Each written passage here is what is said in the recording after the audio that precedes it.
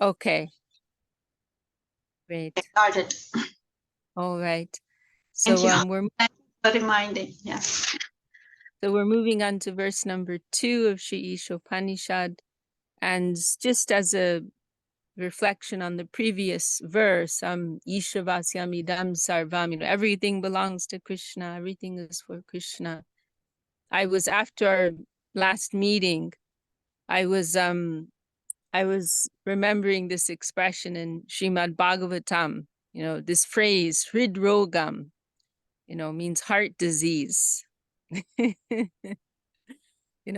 real heart disease is selfishness, mundane enjoyment, the spirit of exploitation. This is described as hridrogam, heart disease, in Srimad Bhagavatam.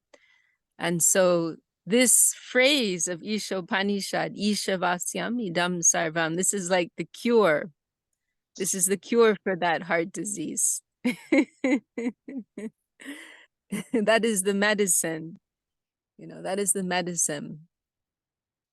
And there's this one occasion we hear from our Param Guru Maharaj, Śrī Maharaj, where there was some situation where they were collecting funds for a project. I believe it was in Madras, which is now Chennai, right, nowadays in South India. And there was and this is during the time of British rule, right? And there was some like local king, like an Indian king, who agreed to give some donation for some of the projects, some building for the mission. But however, the overall like control was under some British some British administrator, part of the British government. And so this king, he said, yes, I'm giving my permission, I'm signing this paper, but you have to go to this man and he'll be he's the one who can really give approval for the money. And Śrīla Maharaj tried to resist a little. He's like, oh, you're the king, you're the authority, you can give the funds. But the man, that king insisted, no, I can't, you have to go to this other man. And that man, he wasn't very religious minded, wasn't very interested, to support any religious project.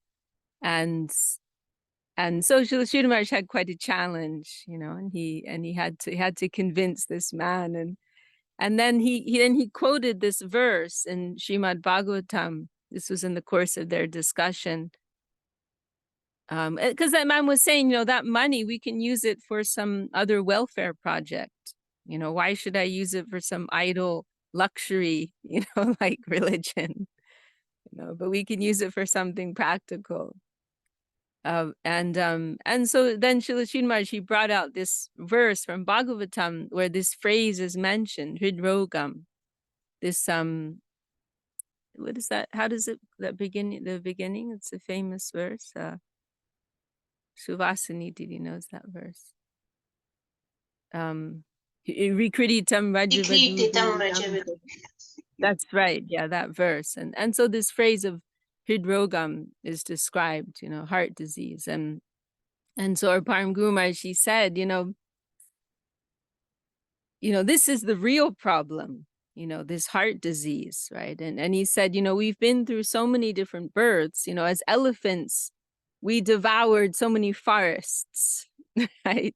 As pigs, we devoured so many mountains of stool, right? We've been through so many births, and we've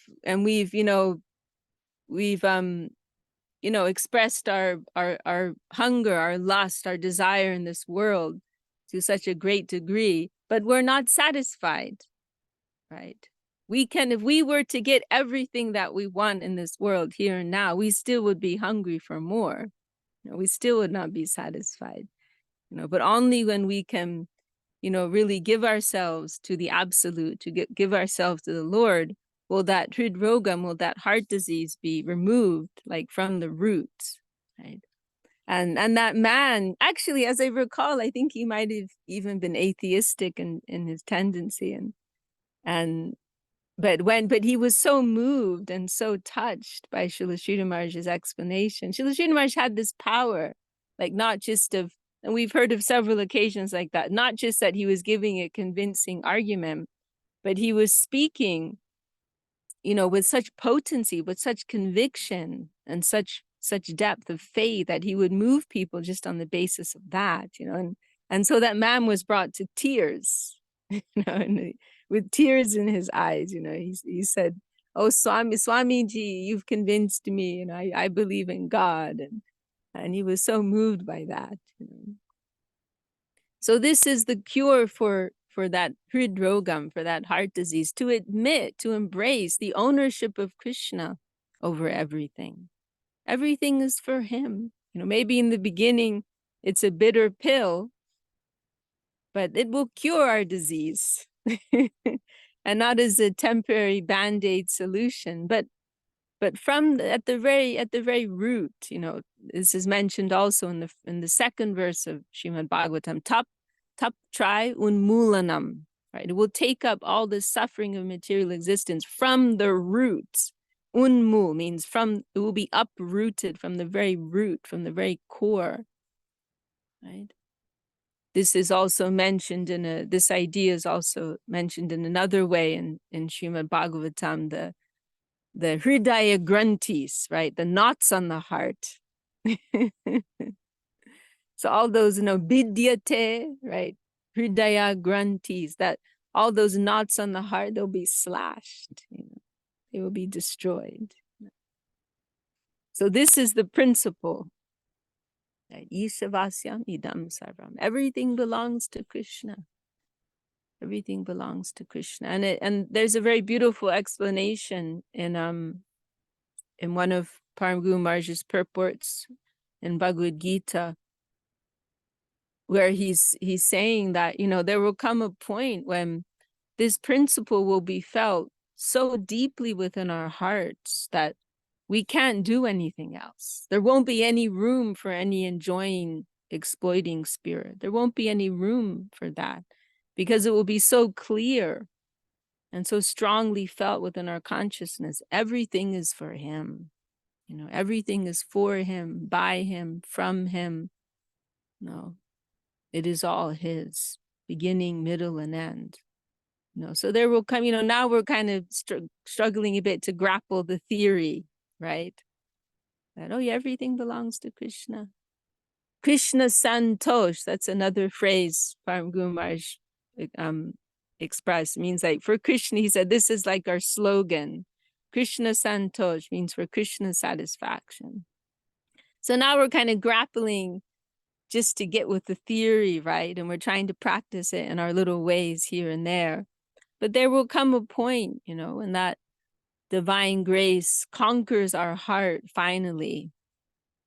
And that will flood our heart, that feeling. It will come in a very deep way that, oh, everything is for him. There's no room for anything else.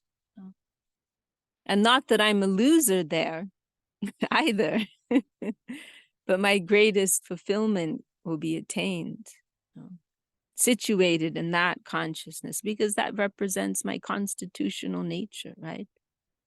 Jiver Srupa Hoy Krishna Nitya Das. So these are kind of like key phrases, right? Jiver Srupa Hoy Krishna Nitya Das. We're all slaves of Krishna. We're all loving slaves, servants of Krishna. Ishavasyam idam sarvam. Everything belongs to Krishna. Krishna Santos, for the satisfaction of Krishna. This is the bold call of our gurus, the bold call of Mahaprabhu, of our divine guardians. And now we're kind of letting that percolate through our system. And we're just waiting, right? We're waiting for that day when it will really conquer our hearts, and it will come this lifetime or next lifetime. We're waiting for that day. And in the meantime, we're trying to hold ourselves in some good position at least, right? So it's such a valuable phrase, this first statement of Īśopanishad. Okay, so let's see what the next verse has in store for us. I'll chant this here. Kurvane veha karmani jiji vishet chatam samaha evam trai nanyate tosti na karma lipyate nare. One may aspire to live for hundreds of years if he continuously goes on working in that way. For that sort of work will not bind him to the law of karma. There is no alternative to this way for man. So this is the key for eternal life, right?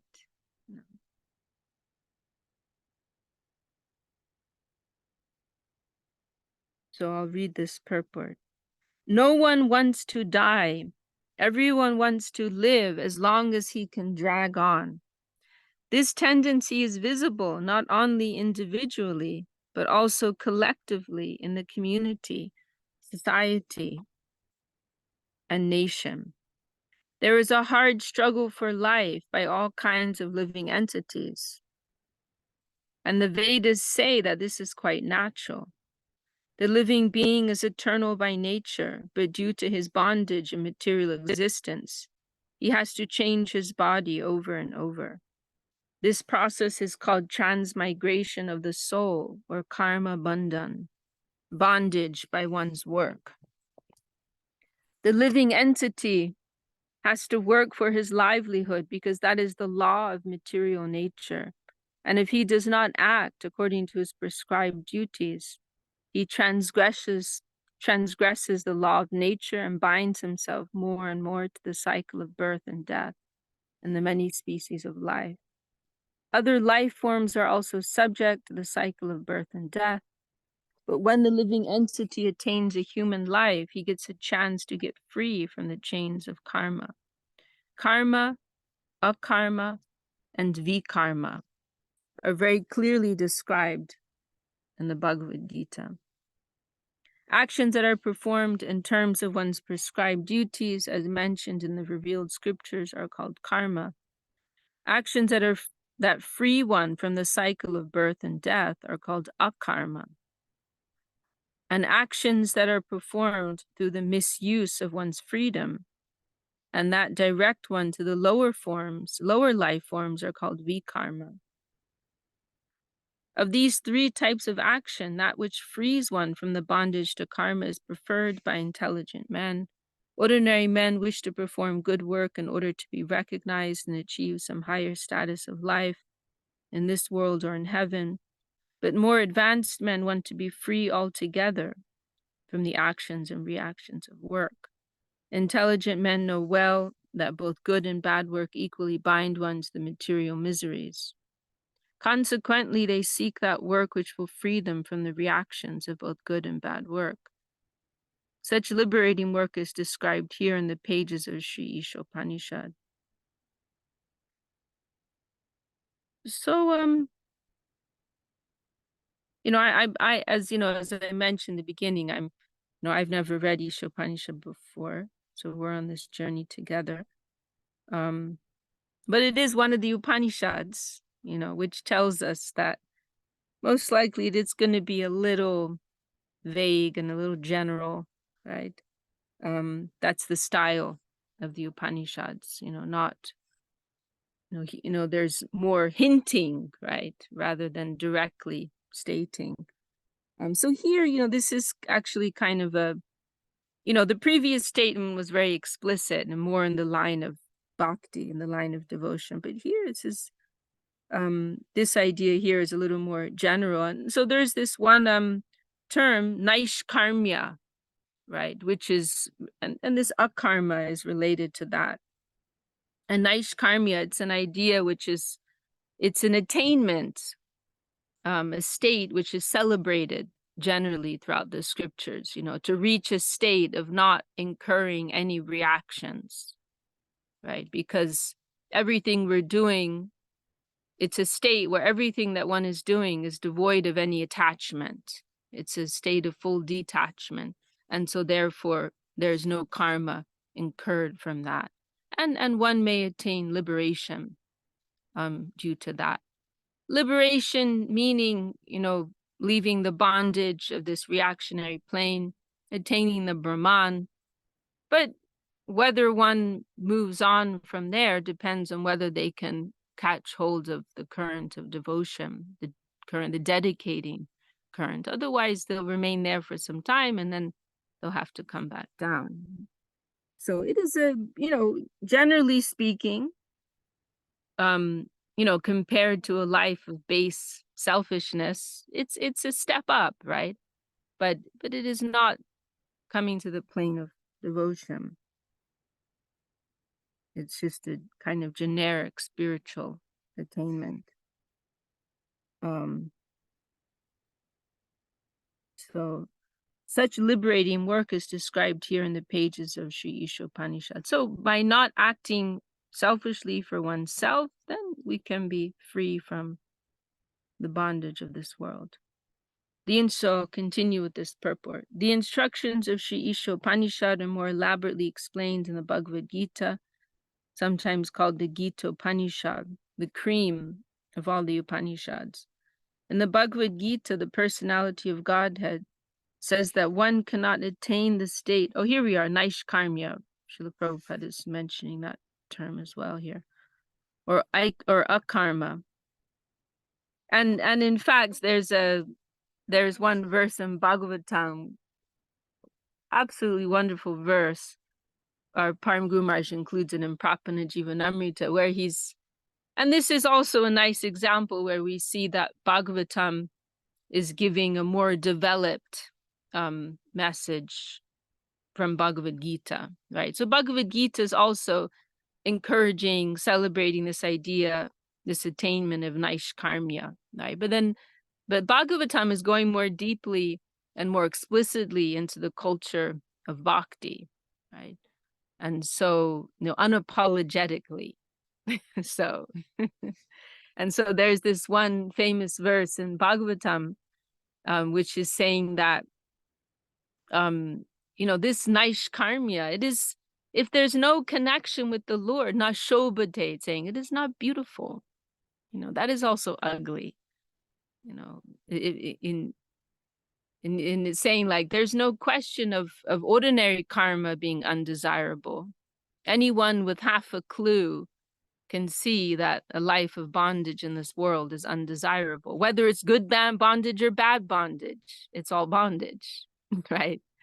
So anyone with half a clue and half a brain can recognize that. But then this verse is going further and saying, however, even this Naishkarmya, even attaining freedom from karma, that's also ugly. It says it very politely. It's not beautiful. It's not attractive, but it's basically saying it's ugly. No. So neither of these two things are desirable. Bhukti mukti spriya javat pisachi hridivartate tavad bhakti kata sukham. No, tavad bhakti sukha yastram katam abhyudayo bhavat. This is a famous verse that Rupa Goswami gives us, saying that, comparing these two tendencies for bhukti and mukti, bhukti for enjoyment, mukti for liberation. They're both pishachi. They're both like witches or ghosts.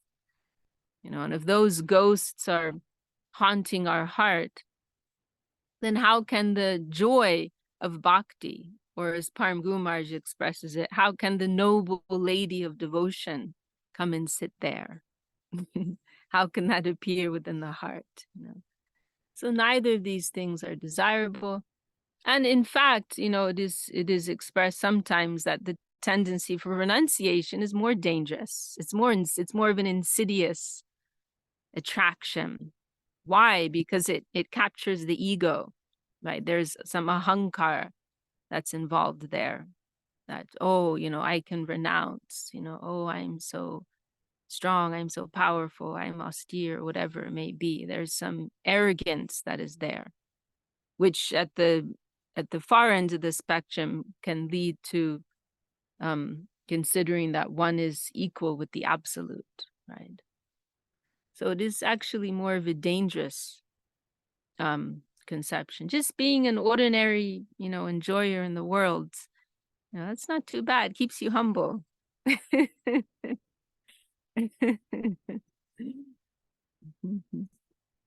And a welcome to all of you who have been joining. I see Sue Davies with us, and Dulal Krishna Prabhu, and no doubt others. I can't see so well. I'm on the phone today.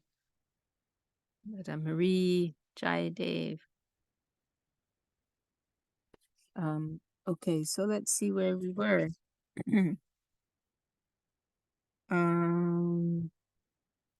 Here we go. So the personality of Godhead says the one cannot contain the state of Naishkarmya or Akarma without executing the prescribed duties mentioned in the Vedic literature.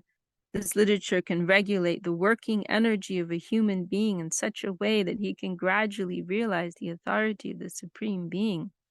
When he realizes the authority of the personality of Godhead, Vasudeva, Krishna, it is to be understood that he has attained the stage of positive knowledge.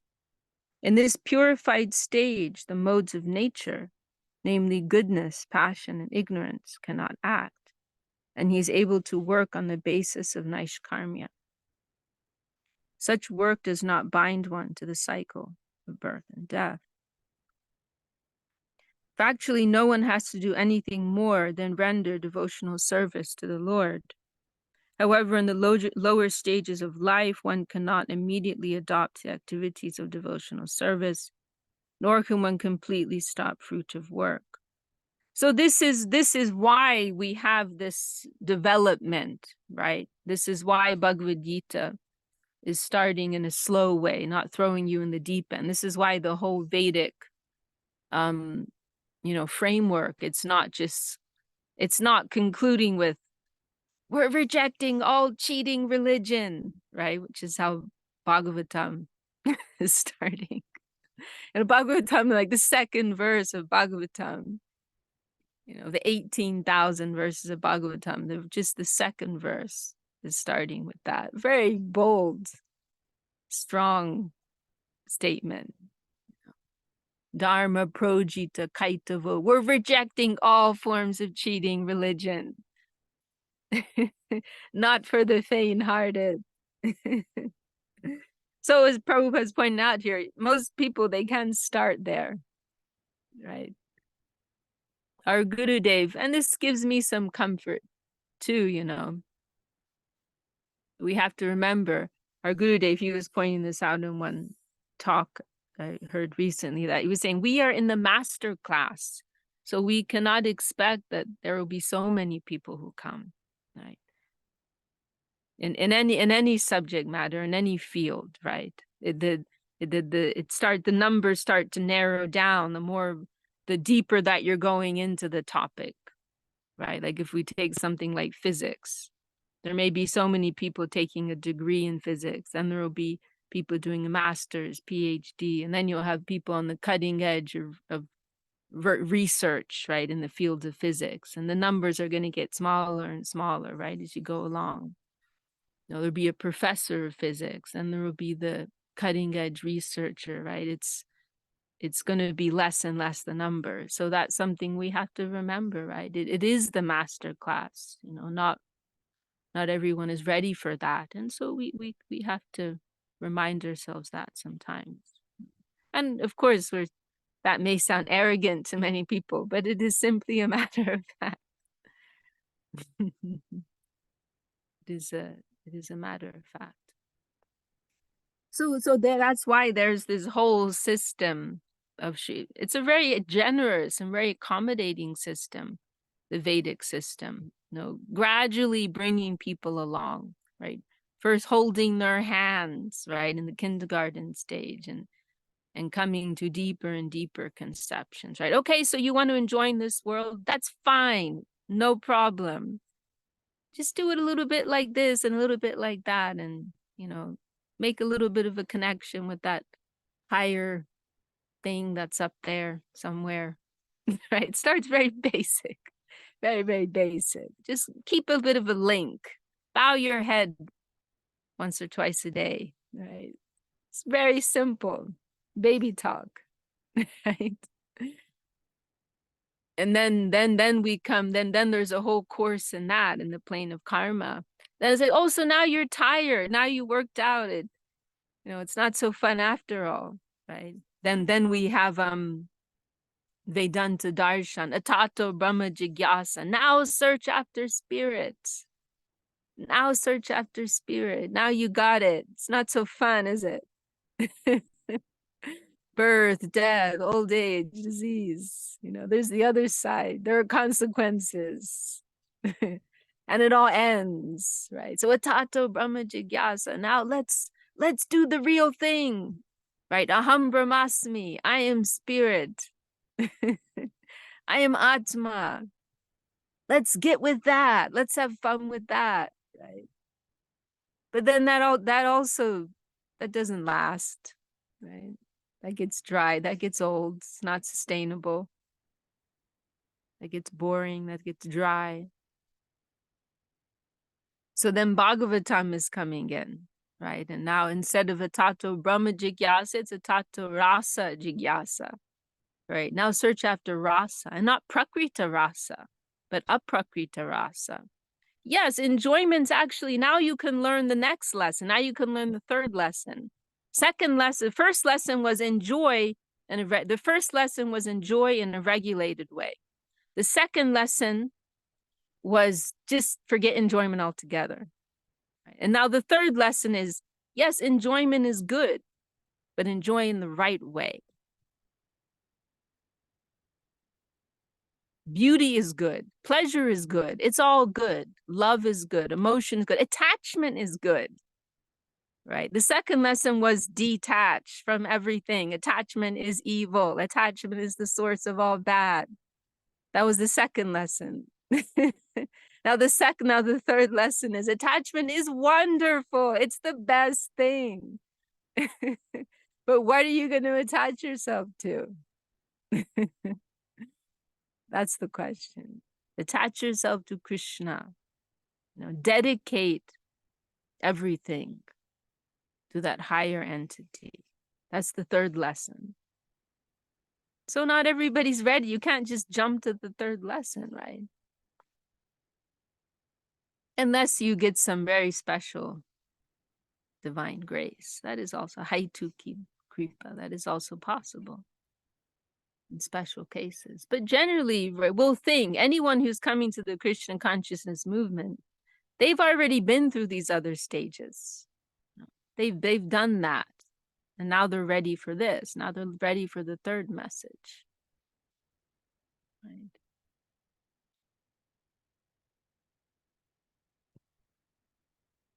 I feel like we're having fun today.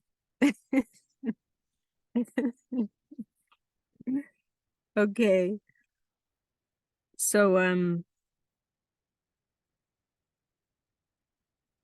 a conditioned soul is accustomed to working for sense gratification for his own selfish interest, immediate or extended selfishness, right? We heard our Param Guru Maharaj and our Gurudev really liked this expression, actually. We can mention that too. Our Srila Sridhar Maharaj used that phrase in our Gurudev. I heard our Gurudev repeat it, quote him a number of times. Extended selfishness, right? This is another, line of development, right? There's gratification of our own senses, and then there's gratification of the senses of others. Maybe a little bit better, but you're still dealing in the world of sense gratification. It's just extended selfishness. It's still based on the fundamental problem of aversion to Krishna. The foundation is still wrong. So, okay, you're a philanthropist, you're a very generous, great, charitable person. That's wonderful. But the foundation is wrong. That's the problem. The very foundation is wrong.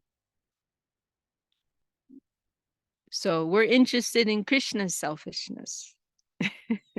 Krishna is the one person who's allowed to be selfish. Why? Because that's actually his constitutional nature. He's constitutionally equipped to enjoy, to be selfish.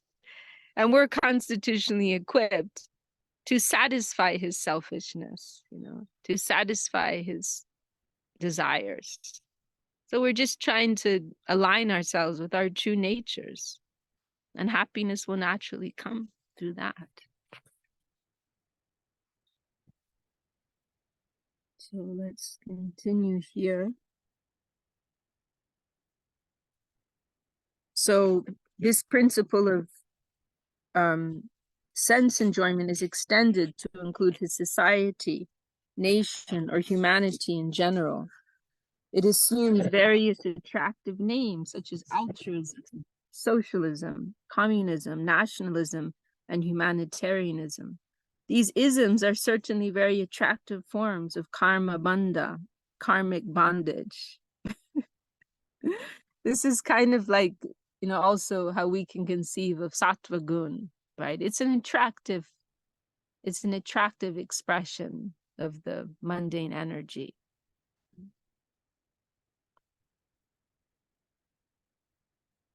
But the Vedic instruction of Śrī Īśopanishad is that if one actually wants to live for any of the above isms, he should make them God-centered. There is no harm in becoming a family man or an altruist, a socialist, a communist, nationalist, or humanitarian, provided that one executes their activities in relation with Ishavasya, the God-centered conception. In the Bhagavad Gita, Lord Krishna states that God-centered activities are so valuable that just a few of them can save a person from the greatest danger. The greatest danger of life is the danger of gliding down again into the evolutionary cycle of birth and death among the 8,400,000 species. So this greatest danger, Mahabhai, right? This expression is used in the scriptures, Mahabhai, the great fear, right? And generally, as Srila Prabhupada is pointing out here, what is the great fear? It is the fear of again becoming entangled in the in samsara, right? In the cycle of birth and death. But in Bhagavad Gita, this phrase is also used. In our Param Guru Maharaj, Srila Sridhar Maharaj, he makes a very valuable point that actually this conception of Mahabhai, it also refers to the suicide of liberation. So and then this whole discussion which we've been kind of having today, which seems to be our theme today, is that both of these are both great dangers, mukti and bhukti, the tendency for exploitation as well as the tendency for renunciation. So he says that and he's saying there, that's actually more dangerous. That is a greater fear. It is a type of suicide, just merging into the oneness, So that can also be conceived of as Mahabhai, as the great fear for the soul. If somehow or other a person misses the spiritual opportunity afforded by their human form of life and falls down again into the evolutionary cycle, they must be considered most unfortunate. Due to their defective senses, a foolish man cannot see that this is happening. Consequently, Śrī Īśopanishad advises us to exert our energy in the spirit of Ishavasya. Being so engaged, we may wish to live for many, many years. Otherwise, a long life in itself has no value. A tree lives for hundreds and hundreds of years, but there is no point in living a long time like trees, or breathing like bellows, or begetting children like hogs and dogs, or eating like camels. This is very, very Prabhupada. A humble, God-centered life is more valuable than a colossal hoax of a life dedicated to godless altruism or socialism. He's just coming out with it.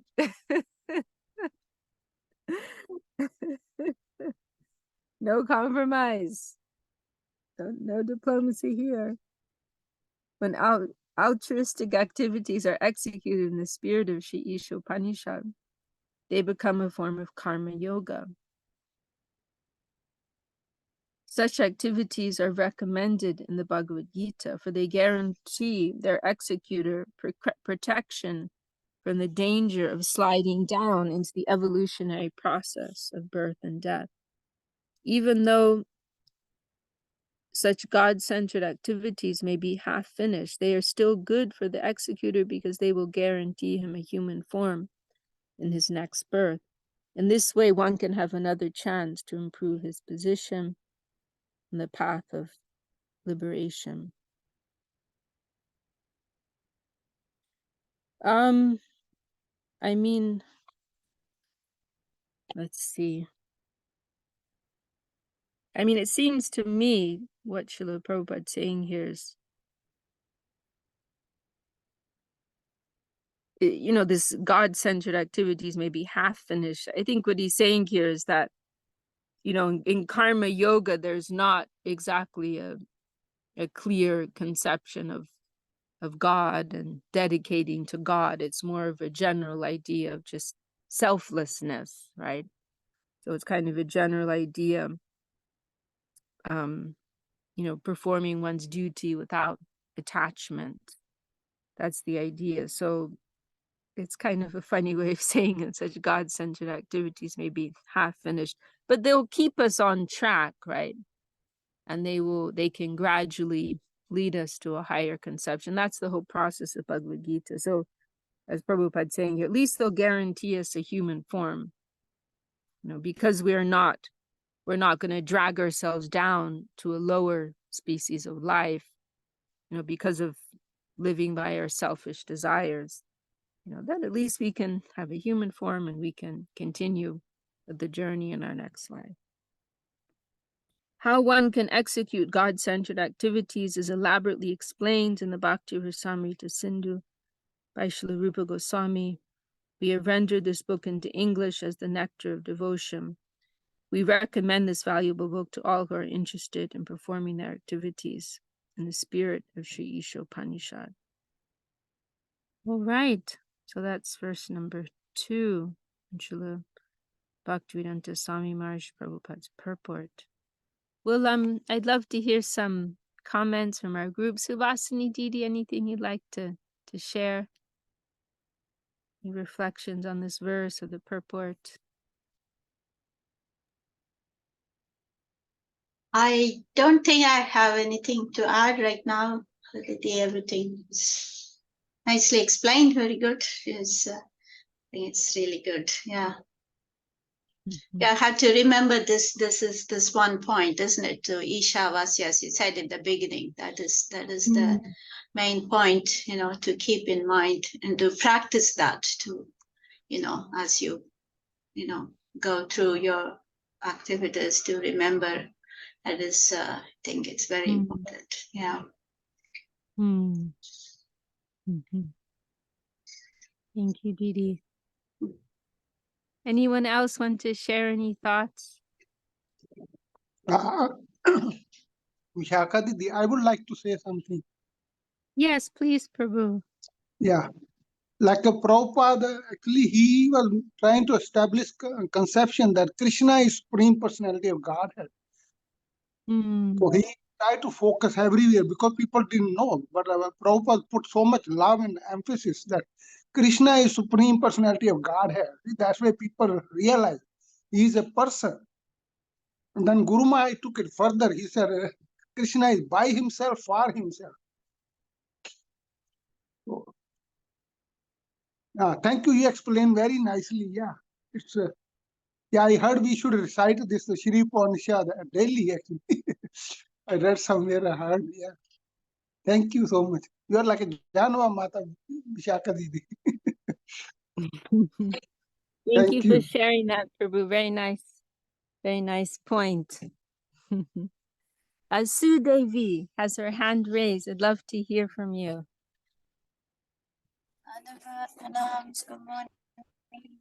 Dandavad. Hello. Very early morning for you. Yeah, it's early. I nearly didn't make it, and my alarm kept going snooze, snooze, snooze, snooze.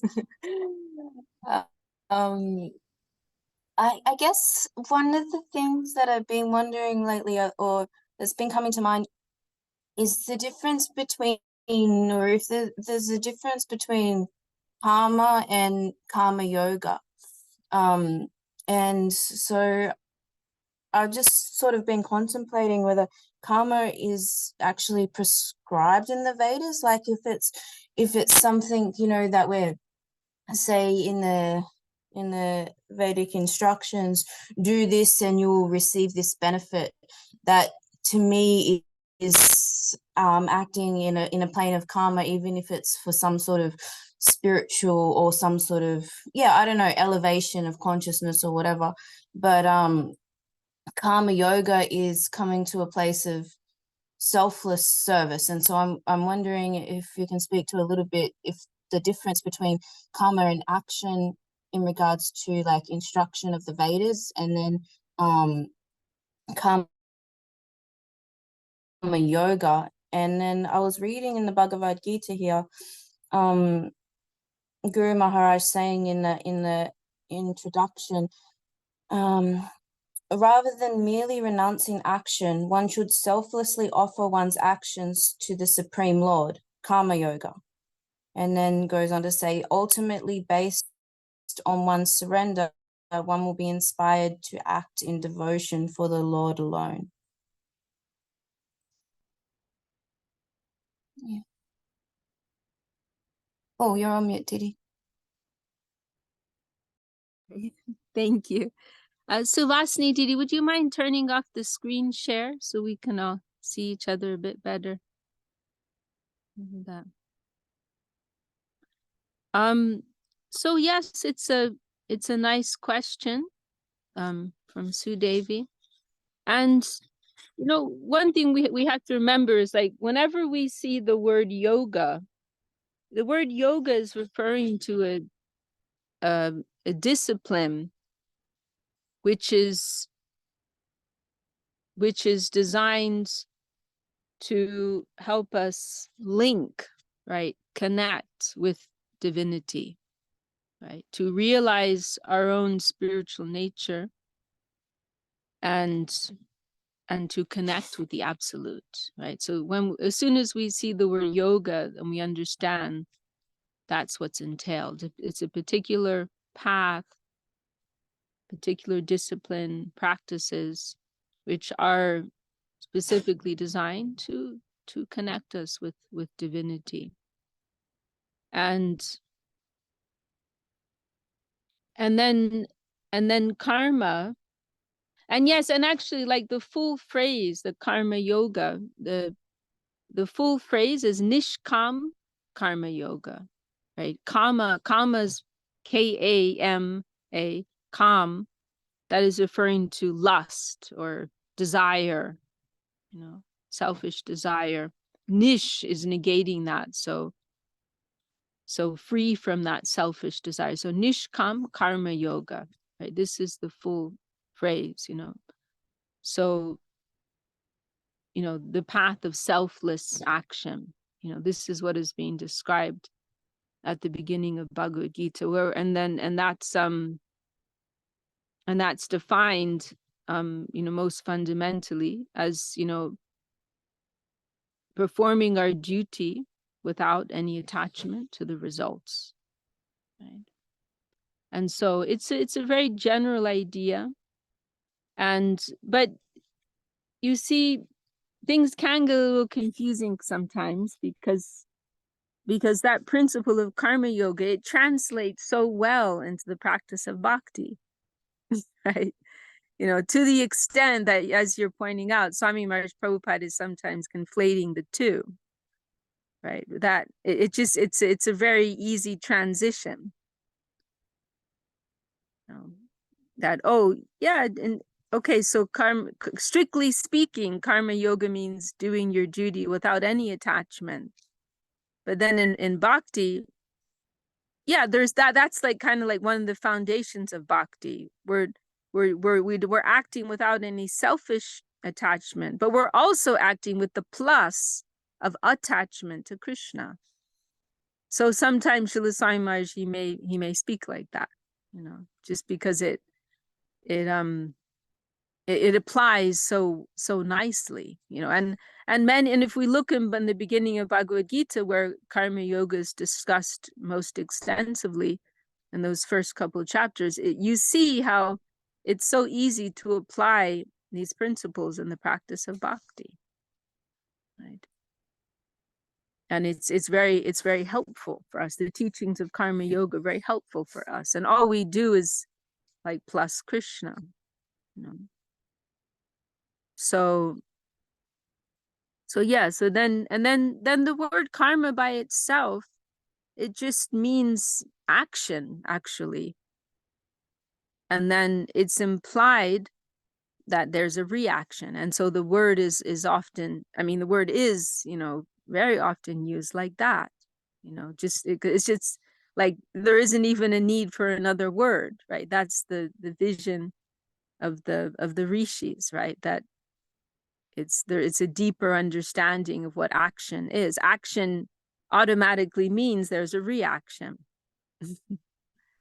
And what is actual action? It is when we are acting with attachment for something mundane, right? That is what action is proper, right? And now it's a bit of a tricky thing, because there are different frameworks that are used in the discourse of the Vedas and of our gurus. And one framework, and you'll see this in one of Rupa Goswami's foundational definitions of pure devotion, that this anya bilashita shunyam jnana karmadhyanavitam anukulyena krishnanushalana bhaktir uttama.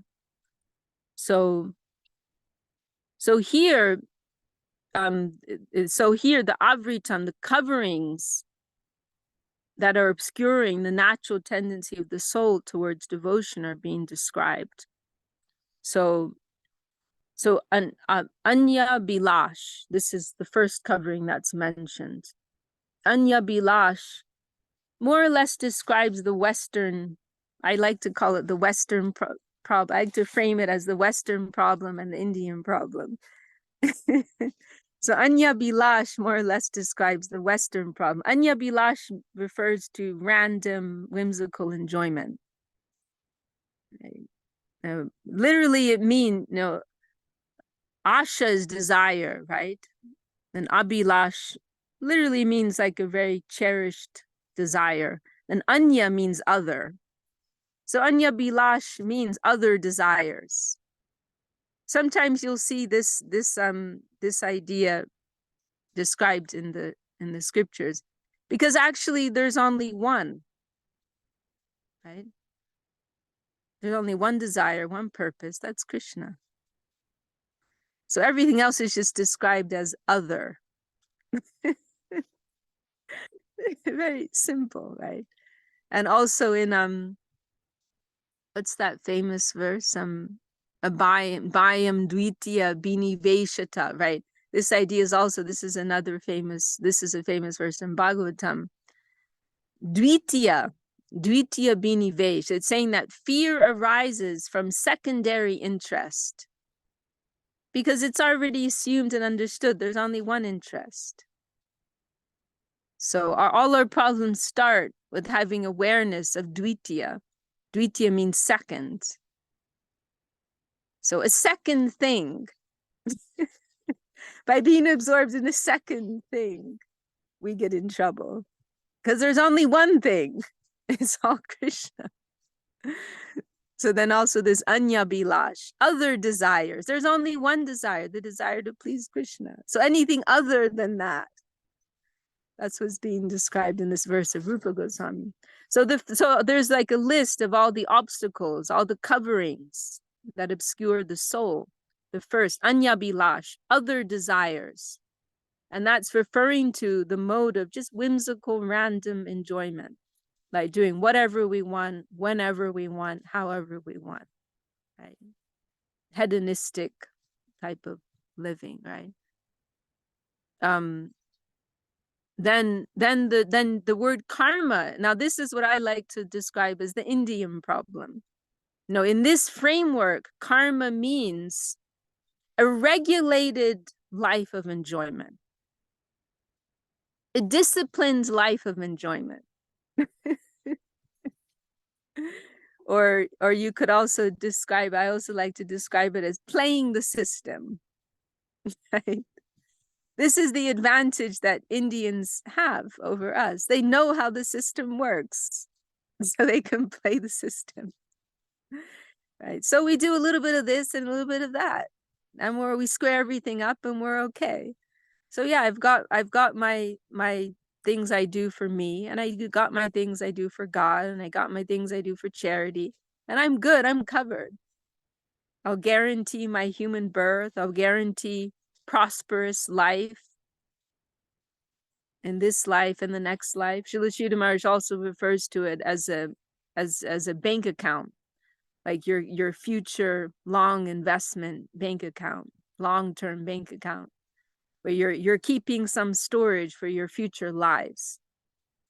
So karma is sometimes used in this way, where you're enjoying in a regulated way, right? So that you don't get into too much trouble. You got your bases all covered, right? So you can have your cake and the cherry too, right? That's the idea. And it can work, right? You can play it so that you live a good life in this life, and you can play it so your next life is also pretty comfortable, right? But it's a dangerous game also. Lots of risks. If your desire can get you into trouble, take you down a course, of action that has major consequences, right? So it's a little bit of a dangerous game, because you're still within the web of this reactionary world, and that can take you in all kinds of directions. And most importantly, the fundamental issue is that it has nothing to do with who you actually are as Atma, as soul. Right? So there's also that little nagging problem. Right? But that's okay, you can wait to deal with that tomorrow, or wait till you're on your deathbed. Wait till your teeth are all gone and nothing works anymore, and then you can aspire for moksha, right? Dharma, artha, kama, moksha. First do the dharma, artha, kama, and then deal with moksha when you're at the end. You can't do anything else anyway. So this is karma, this idea of like a regulated life of enjoyment, where you're keeping some connection, with the devas, at least, with the gods, you're respecting the natural cycles within the environment, right? This is the whole varnashrama system also. Right? You're keeping your selfishness under control. You're living in harmony with your own mundane nature, in harmony with the environment. Right? And yeah, and you're not getting yourself into too much trouble. So sometimes karma is referred to in this way, right? And there's also this section in the Vedas described called the Karma Kanda section, which is accommodating people of that mindset who aren't quite ready to give up, their self-centered lives in this world. They're being accommodated, right? And then the final problem that's mentioned in this verse of Rupa Goswami is Gyan. And here Gyan is referring to the aspiration for moksha, right? Renunciation and all of that whole plane, right? So yes, it can be a little tricky sometimes, it's kind of like there are different codes and that are being referred to by our gurus, and you kind of have to know what the framework is, So yeah, but whenever you see the word yoga that's linked there, then you understand there's something higher that's being referred to. And sometimes I think of Bhagavad Gita as like a very nice summary of the whole system. It's like a condensed summary of the whole system of the Vedas, minus the Karma Kanda stuff. Bhagavad Gita starting from a higher platform. It's eliminating all of that, right? But Bhagavad Gita is it's focused more directly on the cultivation of the soul, right? Of the Atmas, beginning on the chapter 2, right? It's all about that. You are soul, right? So Bhagavad Gita is beginning from a higher standpoint, but otherwise it's representing in a very condensed way all the different ideologies of the Vedas, like a concise summary of that. Does that make sense, Sudevi? Is that clear? Yes, that's perfect. Thank you so much. I think that's exactly, it was the Karma Kanda and Karma Yoga that I was trying to refine. I think I've heard them maybe mixed a little bit. I see. No, they're total opposites, actually. Yeah, so that's really great. Thank you so much for clarifying. Yeah, it's a nice question. And actually in Bhagavad Gita, there is some reference of that, of the Karma Kanda approach. And there's that very nice verse. I think is at the beginning of chapter 2, where Krishna's saying, how does the phrase, I really like that phrase, but he's saying like there's actually in a couple places there's some reference, and there's this expression, the flowery language of the Vedas, and that's referring to the Karma Kanda. You Priyahita remembers that part. There's that expression, the flowery words of the Vedas, that's when you see that's referring to Karma Kanda, where they're like these enticing descriptions, right, of what you can attain, right? And they're needed. They're helping people live decent lives. They're motivated by selfish gain, but it's better than nothing, right? So Krishna's expressing in a few places that you stand firm in yoga, right? You stand above the temptations of this world. Look beyond the flowery language of the Vedas, and you be established in equanimity. You be established in yoga and your search for the absolute, for something higher. So there are a couple of references in the Gita. God. Yeah, I mean, Kanda, the word Kanda just means section, actually.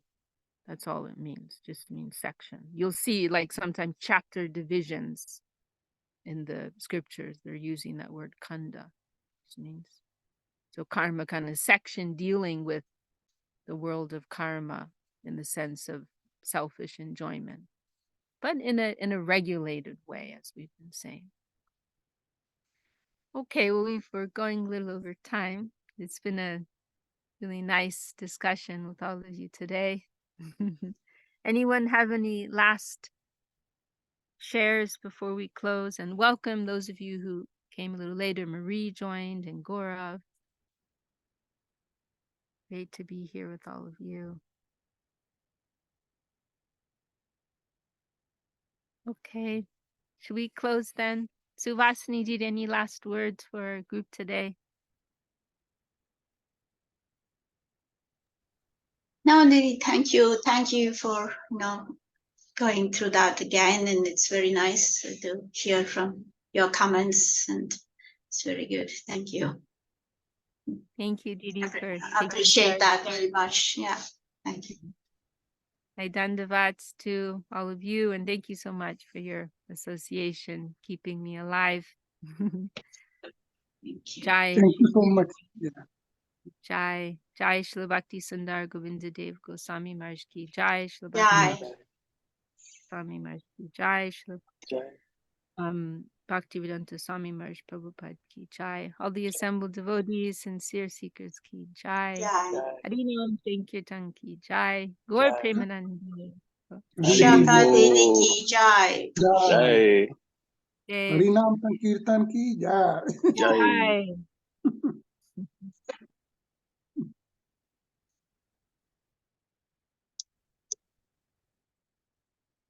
Dandos everybody. Thank you, Suhasini Didi. Thank you, everybody. And Very was good. Samananda Prabhu. Thank you. Jai Gurudev. Jai. Jai.